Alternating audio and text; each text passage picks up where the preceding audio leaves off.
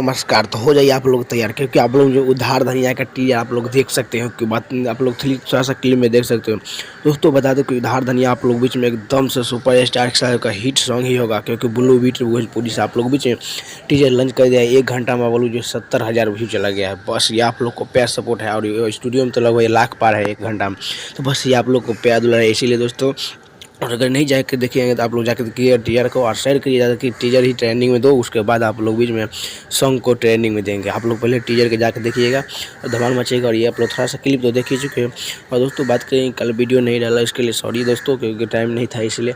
लेकिन आप लोग फिर भी प्यार दुलार आप लोग देते हो, बस ऐसे हमेशा कुमार रंगा भाई पर भी सपोर्ट बनाए रहे, जैसे हमेशा बनाते रहते हो वैसे हमेशा बने रहे। और दोस्तों बात करें कि सुपर स्टार खेसारी का कुछ एक होली का सॉन्ग लगभग लीकेज हुआ है, मैं आप लोग को अगले वीडियो में बताऊंगा।